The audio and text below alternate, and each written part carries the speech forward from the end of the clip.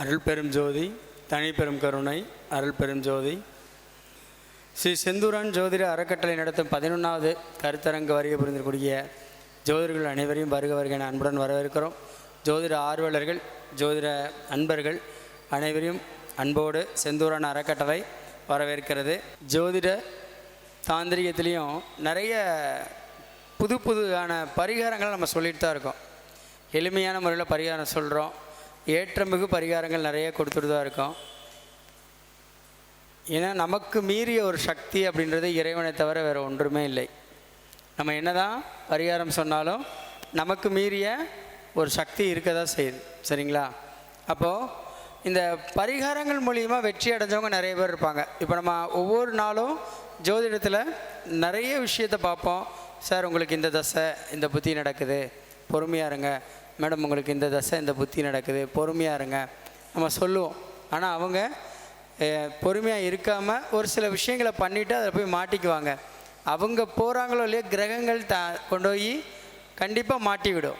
கிரகங்கள் கண்டிப்பாக கொண்டு போய் மாட்டிவிடும். யாராக இருந்தாலும் சரி, கடவுளே இருந்தாலும் கடவுளுக்கும் அந்த கிரக சோதனை உண்டு.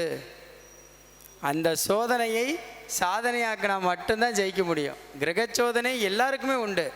இன்றைக்கி தமிழ்நாட்டில் அப்படித்தான் கிரகச்சோதனை எல்லாருக்குமே உண்டு. என்ன தான் நம்ம எவ்வளோ பெரிய இடத்துக்கு போனாலும் இறைவன் நினைத்தால் மட்டுமே சரியான இடத்துல நம்மளை உட்கார வைக்க முடியும். அது யாராலையும் மாற்ற முடியாது. அது மாதிரி தான் ஜோதிடமும். ஜோதிடத்தில் இருக்கக்கூடிய அனைத்து கிரகங்களையும் நம்ம பார்ப்போம். 9 கிரகங்களும் நமக்கு நன்மை செய்யுமா தீமை செய்யுமா? எப்போவுமே கிரகங்கள் யாருக்கும் தீமை செய்யாது. அது தன் வேலையை செய்யும். யாருக்கும் எனக்கு கெட்டவன், இவன் குருவோட ஆளுன்னு சொல்லி ஐயருக்கு போய் புதன் கெட்டது பண்ணுவாரா? குருவுக்கு பண்ண மாட்டார்ல. அப்போது ஒவ்வொரு இதுலேயுமே கிரகங்கள் யாருக்கும் கெட்டது செய்யாது, நல்லது மட்டும்தான் செய்யும்.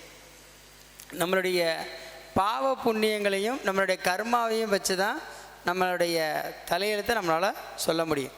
சரி, இப்போது நிறைய பேருக்கு வாழ்க்கையில் வெற்றி பெறணும் சார், நிறைய மாற்றத்தை கொடுக்கணும் சார் அப்படின்னு சொல்லுவாங்க. யாரெல்லாம் உங்கள் வீட்டில் நம்ம தீபம் போடுறதுலேயே 4 வகை இருக்குது.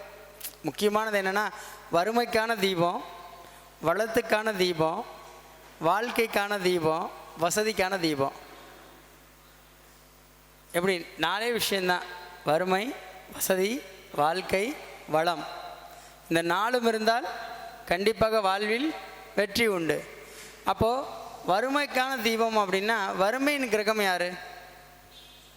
சனி பகவான். சனி பகவானுடைய எண்ணிக்கை என்ன? 8.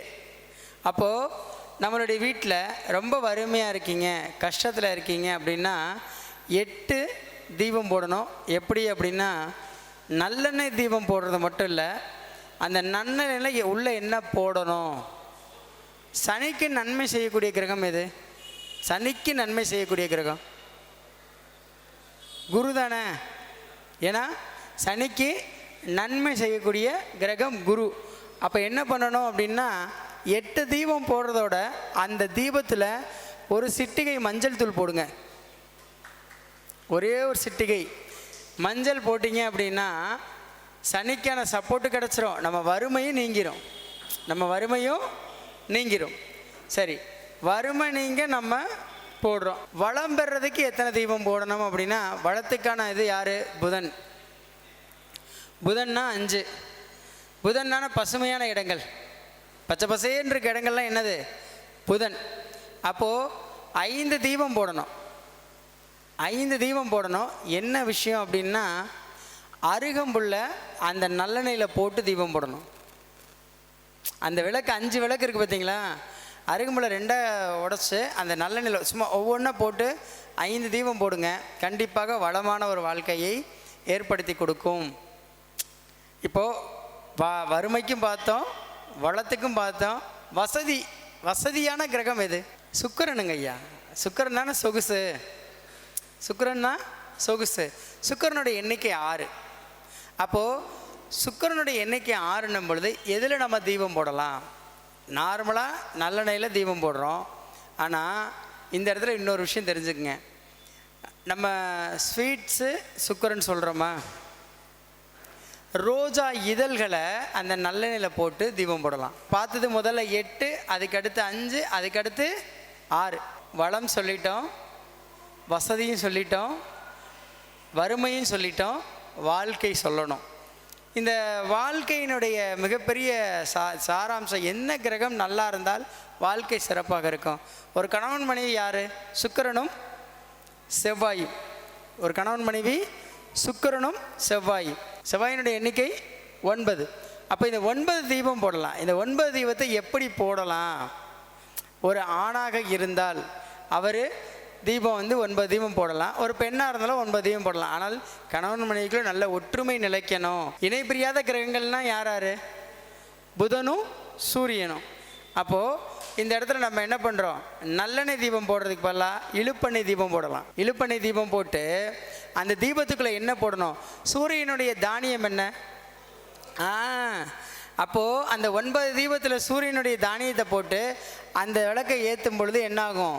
கண்டிப்பாக கணவன் மனைவிகளை ஒற்றுமையும் வாழ்க்கையில் எந்த ஒரு ப்ராப்ளம் இல்லாமல் சக்ஸஸ் ஆகலாம்.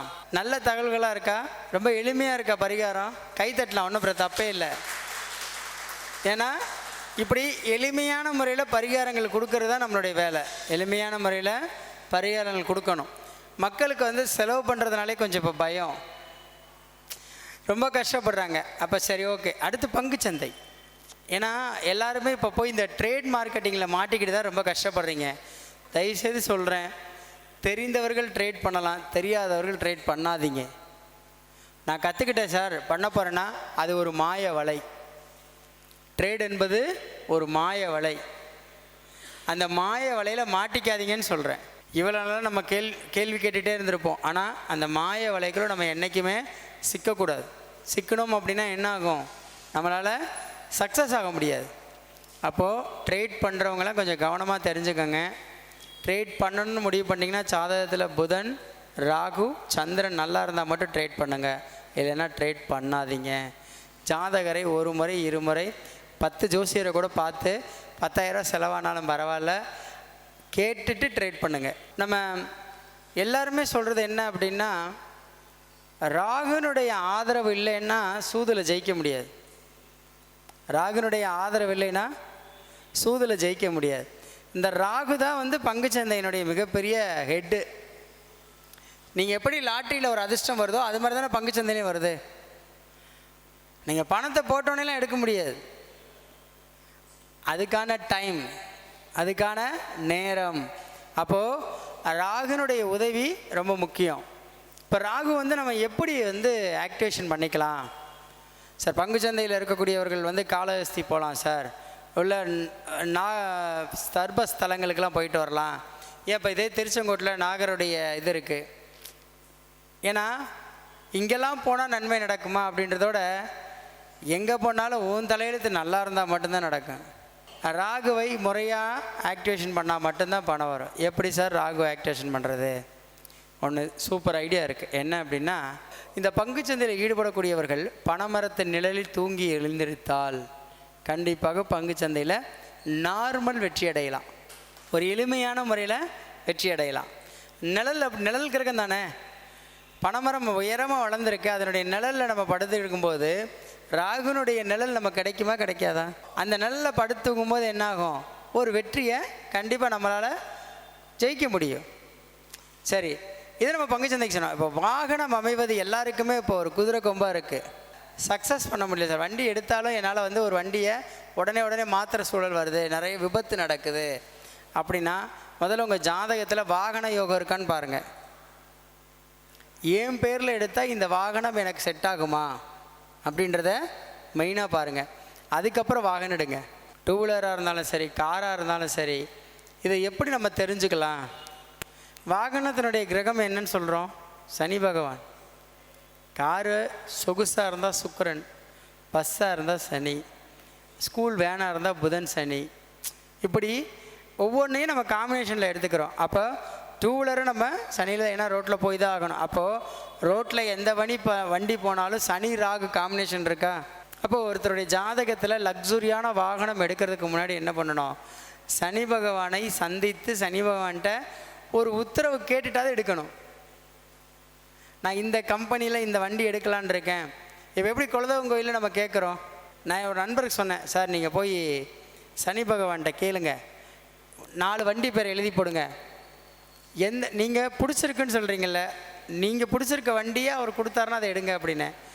அப்போ அவர் 4 வண்டி பேர் எழுதினார், நான் ஒரு வண்டி பேர் எழுதி கொடுத்தேன். புரியுதுங்களா? ஆனால் அந்த 4 வண்டியில் ஒரு வண்டி தான் செலக்ட் ஆச்சு. ஆனால் அவருக்கு பிடிச்ச வண்டி செலக்ட் ஆகலை. ஏன்னா அதில் ரொம்ப முக்கியமான வண்டி என்னென்னா, ரொம்ப சாஃப்டான ஸ்கூட்டி எடுக்கிற மாதிரி நிலைமை ஆயிடுச்சு. அவர் என்ஃபீல்டு எழுதினார், கேடிஎம் எழுதினார், R15 எழுதினார், பல்சர் எழுதினார். அப்போ நான் டிவிஎஸ் ஜூபிட்டர் எழுதினேன். அந்த இதை சொன்னேன், இதையும் எழுதுங்க சார்னு. கடைசியில் அவருக்கு சாதா வண்டி தான் எடுக்கிற மாதிரி ஆச்சு. அப்போ வாகனங்களை கூட கிரகங்கள் தீர்மானிக்கணும். கிரகத்தின் மூலிமா ஒரு கேட்டு பண்ணுறனால தப்பு இல்லைல்ல. சரி, வாகனமே அமையாதவங்களுக்கு ஒரு வழி சொல்லுவோம். சனி தான் வந்து வாகனம்னு சொல்லிட்டோம். ரோடு, இந்த ரோட்டில் இந்த வாகனத்தை ஓட்டுறதுக்கு என்ன பண்ணிக்கலாம் அப்படின்னா, நம்மளுடைய உடல் ஊனமுற்ற குழந்தைகள் இருப்பாங்கள்ல, சின்ன குழந்தைங்க, அவங்களுக்கு நீங்கள் என்ன வண்டி வாங்கணும்னு நினைக்கிறீங்களோ அந்த வண்டியை வாங்கி அவங்களுக்கு ப்ரெசன்ட் பண்ணுங்கள். பிளாஸ்டிக்கில் பொம்மை காரோ அல்லது பொம்மை 2 வீலரோ, நீங்கள் ஒரு ஜேசிபியே வாங்கணும்னு நினச்சாலும் உடல் ஊனமுற்ற குழந்தைங்களுக்கு அது பிளாஸ்டிக் வண்டி அந்த மாதிரி பொம்மையில் வாங்கி கொடுத்து பாருங்கள். கண்டிப்பாக உங்களுக்கு வெகு விரைவில் வண்டி அமைஞ்சிரும். ஒரு சின்ன எளிமையான பரிகாரம் தானே சொல்கிறோம், நம்ம ஒன்றும் பெருசாக சொல்லலையே. ஒரு பொம்மை காரு, உனக்கு கார் வேணும்னு நினைக்கிறியா, உடல் ஊனமுற்ற குழந்தைங்களுக்கு ஒரு 5 பேருக்கு அந்த கார், பொம்மை கார் வாங்கி கொடு. ஏதாவது ரூபத்தில் கார் வாங்கக்கூடிய ஒரு சூழல் உண்டாகும். அந்த இடத்துல சனிக்கு தானே ஹெல்ப் பண்ணுற. இந்த மாதிரி எளிமையான சின்ன சின்ன விஷயங்கள் மூலிமா நம்ம வெற்றி அடையலாம். எல்லாருக்குமே கடன் பிரச்சனை இருக்குது, யாருக்கு தான் இல்லை. கடன் நிவர்த்தி பரிகாரம்னு நம்ம எவ்வளோ சொன்னாலும் உழைத்தால் மட்டுமே கடன் அடைக்க முடியும். நம்ம வேலை பார்த்தா மட்டும்தான் கடன் அடைக்க முடியும். எப்போவுமே ஜாதகர்கிட்ட போய் எனக்கு கடன் நிறையா இருக்குது சார், அடைக்கிறதுக்கு வழி சொல்லுங்கள் அப்படின்னா, நீங்கள் அந்த அடைக்கிற சோர்ஸில் இருந்தால் எதுக்கு ஜாதகர்கிட்ட வர போகிறீங்க? முதல்ல இந்த கேள்வியே தப்பு. கடன் யாரால் உருவாச்சு? உங்களால் தானே உருவாச்சு. ஜோசியர் எப்படி உங்கள் கடன் அடைப்பார்? அதுக்கு அவர் வழி சொன்னார்னா அவர் கடன் அடைச்சிட்டு அவர் நிம்மதியாக வீட்டில் இருப்பார்ல, எதுக்கு ஜாதகம் பார்க்க போகிறாரு? அப்போது கடன் நிவர்த்திக்கு பரிகாரம் இல்லை, கடனை குறைக்க வேணால் ஒரு பரிகாரம் இருக்குது. அந்த கடனை எப்படி குறைக்கலான்னா, வேகமாக போகிற கடனை கூட ஸ்லோவாக குறைக்கலாம். புரியுதுங்களா? இப்போ நிறைய கடன் அதிகமாக பாதிக்கப்பட்டுட்டீங்க. கோழியை வந்து கேதுன்னு சொல்லிடுவோம் நம்ம. கோழியை கேது, இந்த கேதுவை கடன்னு சொல்கிறோம். அப்போ கோழியை வந்து நம்ம என்ன பண்ணலாம், ஒரு கூண்டில் அடைச்சி டெய்லி வைக்கலாம். கடனை அடைச்ச ஒரு கணக்கில் தான் வரும். அந்த மாதிரி பண்ண எவ்வளோ பேர் இன்றைக்கி சக்ஸஸ் ஆகியிருக்காங்க. நம்ம பரிகாரத்துலேயே வந்து இந்த கோழி அடைக்கிறதுன்றது கடன் அடைக்கிறதுக்கு ஒரு பரிகாரம். ஒரு சின்ன கோழியை பிடிங்க, பிளாஸ்டிக்கில் ஒரு வீடை வாங்குங்க. கோழினா உயிரோடு இல்லை, பொம்மை கோழி. காலையில் எடுத்து வெளியில் வச்சுருங்க, சாயந்தரம் 6 மணிக்கு தூக்கி அடைச்சி வச்சுருங்க. கேது கடன் அடையும். இதுக்கு மேலே எளிமையாக பரிகாரம் சொல்ல முடியாது. ஒரு திருமண தடைக்கு ஒருத்தருக்கு 10 கோயிலுங்க. அவர் ஒரு 100 ஜோசியரை போய் பார்த்துட்டு வந்துட்டார். அதனால அவருக்கு ஏதாவது சக்ஸஸ் இருக்கான்னு பார்த்தீங்கன்னா, ஒரு இடத்துல கூட ஒரு திருமணமே ஆகலை. திருமணம்ன்றது தடை தான். அந்த திருமண தடை யாரால் வருது அப்படின்னா, முன் செய்த கர்மா பின் செய் விளையும் தான் சொல்லியிருக்காங்க. போன ஜென்மத்தில் உங்கள் திருமண வாழ்க்கையில் நீங்கள் செய்த தவறு இந்த ஜென்மத்தில் உங்ககிட்ட கண்டிப்பாக வந்து தான் ஆகும். 2 பேர் கணவன் மனைவியாக ஒற்றுமையாக 50 வருஷம் இல்லை 100 வருஷம் கூட வாழ்வாங்க. ஆனால் வருமான வசதி இல்லாமல் வாழ்கிறவங்களும் இருக்காங்க, நல்ல வசதி வாய்ப்போடு வாழ்கிறவங்களும் இருக்காங்க. ஆண் குழந்தை பிறந்த வீட்டில் வசதி வாய்ப்பு பிரச்சனை வரும், பெண் குழந்தை வீட்டில் வசதி வாய்ப்பு பிரச்சனை வராது. ஏதோ ஒரு ரூபத்தில் சக்ஸஸ் ஆயிரும், எப்படியோ ஜெயிச்சிருவாங்க. ஆனால் ஆண் குழந்தை பிறந்த வீட்டில் ஒரு இழுபறி இருந்துக்கிட்டே இருக்கும்.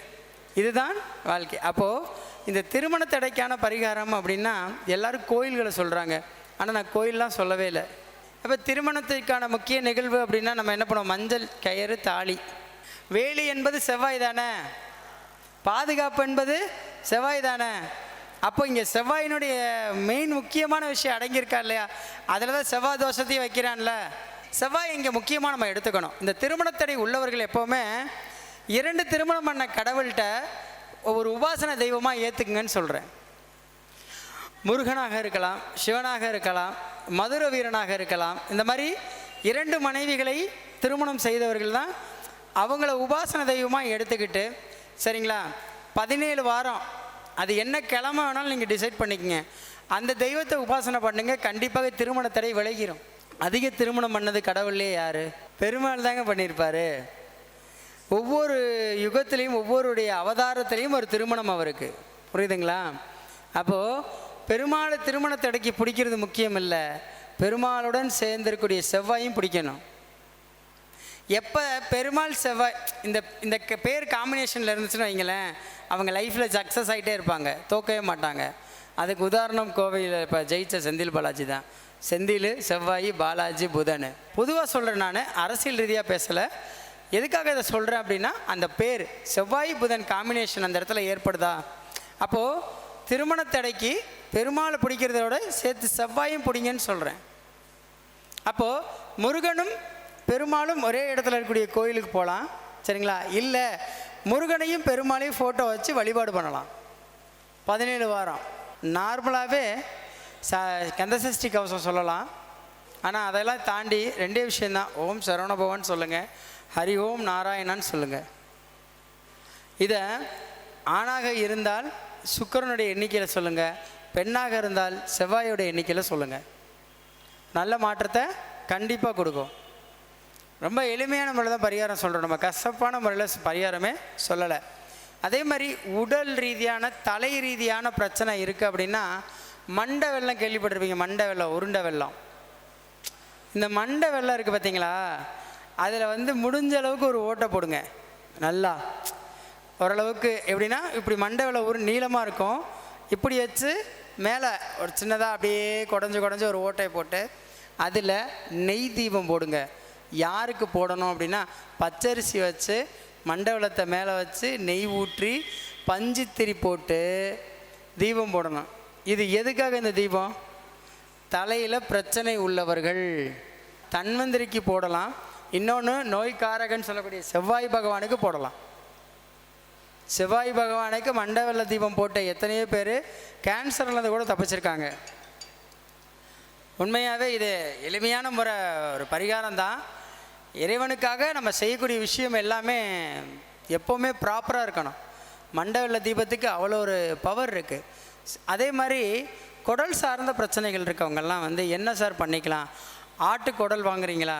அந்த ஆட்டு குடல் இருக்குது பார்த்தீங்களா, அதை வாங்கி எப்படி சொல்கிறதுன்னா, இல்லாத ஏழைக்கு தானமாக கொடுத்துடணும். தாழ்த்தப்பட்டவங்களாக இருக்கக்கூடியவங்களாக இருக்கலாம், சரிங்களா? இதை நம்ம சொல்லக்கூடாது, பட் இருந்தாலும் மிகவும் ஏழ்மையில் இருக்கக்கூடியவர்களுக்கு நம்ம தானமாக கொடுத்துடலாம். அப்படி கொடுக்கும்போது உங்களுக்கு குடல் சார்ந்த பிரச்சனைகள், ஏன்னா அதை அவங்க சமைச்சு சாப்பிட்ருவாங்க. சமைச்சு சாப்பிட்டா என்ன ஆகும்? செமிச்சிரும். நமக்கு குடல் சார்ந்த பிரச்சனைகள் வராது. உடல் ரீதியாக நிறைய ஹாஸ்பிட்டல் செலவு, எக்ஸ்பென்ஸ் இந்த மாதிரிலாம் வந்துகிட்டே இருக்கும். ஆஸ்பத்திரி செலவு எங்கள் வீட்டில் இருந்துக்கிட்டே இருக்குது சார். இதுக்கு ஒரு தீர்வே கிடையாது. கண்டிப்பாக ஒரே ஒரு விஷயம் மட்டும் சொல்கிறேன். ஹாஸ்பிட்டல் என்பது செவ்வாயா? அப்போது செவ்வாயை ஆக்டிவேஷன் பண்ணலாமா? அல்லது அதை தாண்டி ஒரு விஷயம் இருக்குது, மருந்தை நமக்கு கொடுக்கக்கூடிய டாக்டர்கள் செவ்வாயா? மருந்தும் செவ்வாய், முழுவதுமே செவ்வாயாக இருக்குது. அப்போ வீட்டில் ஹாஸ்பிட்டல் ப்ராப்ளமாக இருக்குது அப்படின்னா, பழனி முழு செவ்வாய், ஹாஸ்பிட்டலும் முழு செவ்வாய். அப்போ என்ன பண்ண, பழனிக்கு படியில் கற்பூரம் ஏற்றலாம். எல்லா படிக்கும் கற்பூரம் ஏற்றிட்டு வந்தீங்க அப்படின்னா ஒரு முறை இந்த வீட்டில் இருக்கக்கூடிய ஆஸ்பத்திரி செலவு மிச்சமாயிடும். நோயின்றதே கொஞ்சம் வராமல் செலவை குறைச்சி கொடுக்கும். இப்படி எளிமையான முறையில் தான் நம்ம பரிகாரம் சொல்கிறோம். இது அனைத்தும் பொது பலன் தான். 12 ராசியில் மகர ராசிக்கு நல்லா இருக்கும்னு நான் சொல்கிறேன். இப்போ பிறக்கிற குழந்தைக்கு நல்லா இருக்கும், அப்படி தான் எடுத்துக்கணும். ராசி பலன் டிவியில் பார்க்குறீங்க, இன்று துலா ராசிக்கு அற்புதமாக இருக்குதுன்னு சொல்கிறாங்க. அது எப்படி நல்லா தெரிஞ்சுக்கங்க. இன்று துளாராசிக்கு அற்புதமாக இருக்குது. இன்று பிறக்கக்கூடிய குழந்தைக்கு தான் துளாராசி அற்புதமாக இருக்கும். துளாராசின்னு வைங்க சார், துளாராசிக்கார் இன்றைக்கி உங்களுக்கு நல்லா இருக்குன்னு சொல்லிட்டாரு. நீங்கள் எங்கே இருக்கீங்க? இன்றைக்கி மீட்டிங்கில் உட்காந்துருக்கீங்க. இங்கே பணம் வருமா? இன்றைக்கி வராது. உங்களுக்கு புரியுதுங்களா? இன்றைய நாளும் நம்ம செலவழிக்க வந்திருக்கோம், எப்படி நமக்கு பணம் வரும்? அப்போது தின ராசி பலனில் எந்த பலனும் இல்லை. இன்று பிறக்கக்கூடியவர்களுக்கும் இன்று கோச்சாரத்தில் கிரகங்கள் செல்லக்கூடியவர்களுக்கும் இன்றைய தினத்தில் கிரக நகர்வை வைத்துத்தான் பலன், தினப்பலன் கொடுக்கப்படுகிறது.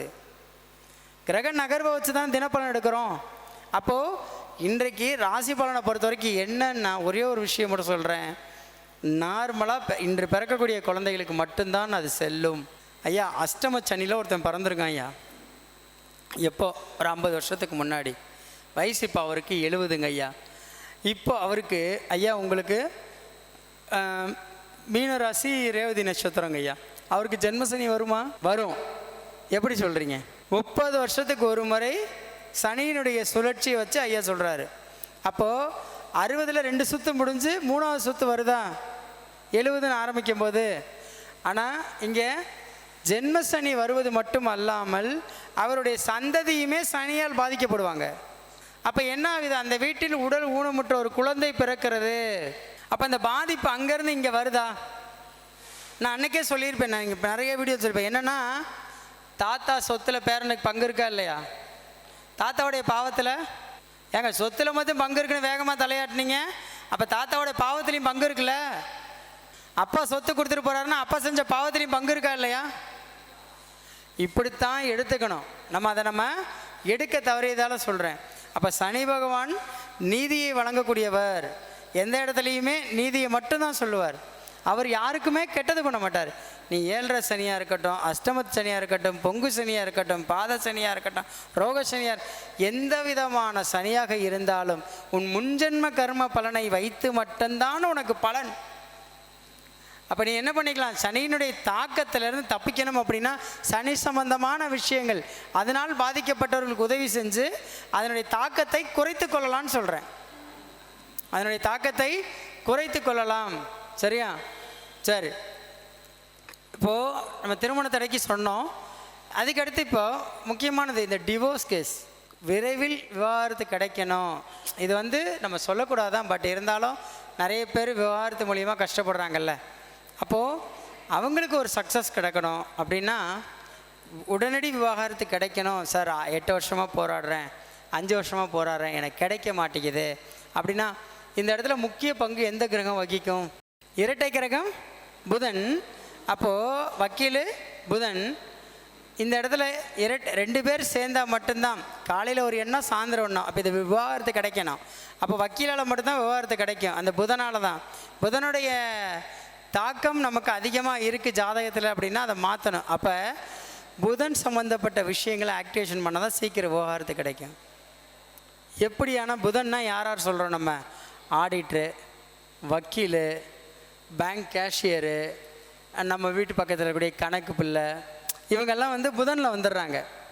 அதே மாதிரி கூலிங்கான பகுதிகளை நம்ம பசுமை சார்ந்த பகுதிகளை புதனில் எடுத்துக்கிறோம். அப்போ என்ன பண்ணணும் அப்படின்னா, வயக்காட்டுகள் நடுவில், விவசாய நிலத்துக்கு நடுவில் இருக்கக்கூடிய மாரியம்மனுக்கு சரிங்களா 5 தீபம் 5 எண்ணெயில் போடணும். மாரியம்மன், காளியம்மன் இந்த மாதிரி பெண் தெய்வமாக இருக்க வேண்டும். அந்த தெய்வத்துக்கு 5 தீபம் 5 எண்ணெயால் போட்டிங்க அப்படின்னா உடனடியாக விவாகரத்து கிடச்சிடும். அந்த தீபம் போட்டதுலேருந்து உங்களுக்கு 2 மாதம் தான் டைமு, 60 நாள் தான் டைம். ஏன்னா இது டிவோர்ஸ் ஆகாமல் கஷ்டப்படுறவங்களுக்கான பரிகாரம். சார் நான் ரொம்ப வருஷமாக போராடுறேன், அடுத்த ஒரு வாழ்க்கையை கூட அமைச்சிக்க முடியலன்னு நினைக்கிறவங்களுக்கான ஒரு பரிகாரம். சரி, ஒரு ஆப்போசிட் பரிகாரம் இருந்தால் ஒரு நல்ல பரிகாரம் கொடுக்கணும்ல. சார் திருமணமாகி நாங்கள் சண்டை போட்டுக்கிட்டோம், ஒற்றுமையாக ஆக முடியல, நாங்கள் ஒற்றுமையாகணும் அப்படின்னா எல்லாருக்குமே ஒற்றுமை கிரகம்னு எதை சொன்னோம்? சூரியனையும் புதனையும் சொன்னோம். சூரியனுடைய திசை எது? கிழக்கா? புதனுடைய திசை என்ன? கிழக்கு, வடக்கு. அப்போது ஜாதகத்தில் வடகிழக்கு நம்ம எடுத்துக்கலாம். வட கிழக்கு. இந்த வடகிழக்கில் இருக்கக்கூடிய விநாயகர் கோவில், வடகிழக்கு இருக்கக்கூடிய விநாயகர் கோவிலில் நீங்கள் வெள்ளருக்கு மாலை போட்டிங்க அப்படின்னா கண்டிப்பாக கணவன் மனைவி ஒற்றுமை அதிகரிக்கும், விவாகரத்து வரைக்கும் போகாது. சின்ன சின்ன விஷயங்கள் தான் நம்ம வாழ்க்கையை மாற்றக்கூடிய விஷயங்கள். சரி, இதை தாண்டி எல்லாருக்குமே குலதெய்வம் கண்டுபிடிக்க முடியல. குலதெய்வம் நிறைய பேருக்கு தெரியறதில்ல. இந்த குலதெய்வத்தினுடைய அருள் எப்படி கிடைக்கும்? ஜாதகத்தில் குலதெய்வம் எத்தனாம் இடம்? 5ஆம் இடம். காலபுருஷனுக்கு 5ஆம் இடம் என்ன இடம்? யாருடைய வீடு? சூரியனுடைய வீடா? 5ஆம் இடம் சூரியனுடைய வீடு. அப்போ அந்த குலதெய்வத்தமாக நம்ம எடுத்துக்கிறோம். சூரியன் இல்லைன்னா ஒரு தானியம் விளையுமா? ஒரு மரம் வளருமா? இல்லை ஒரு செடி கொடி தான் நடக்குமா? எதுவுமே நடக்காது. அப்போ சூரியனை கும்ப முறையில் வழிபாடு செய்யணும். எப்படி அப்படின்னா, கும்பத்தில் சூரியன், தேங்காய் இருக்குது பார்த்தீங்களா? ஒரு தேங்காயில் சூரியனுடைய முகம் வரையலாம். சூரியனுடைய முகம் வரைந்து சூரியனுடைய காயத்ரி மந்திரம் சொல்லணும். சூரியனுடைய காயத்ரி மந்திரமும் உங்கள் வீட்டில் அருகில் இருக்கக்கூடிய ஏதாவது ஒரு உபாசன தெய்வத்தை எடுத்துக்கங்க. இந்த 2 பேரும் சேர்ந்து தான் உங்கள் குலதெய்வத்தை காண்பித்து கொடுப்பார்கள். இந்த ஏரியாவில் இருக்குது, யார் மூலியமாக தகவல் கிடைக்கும்.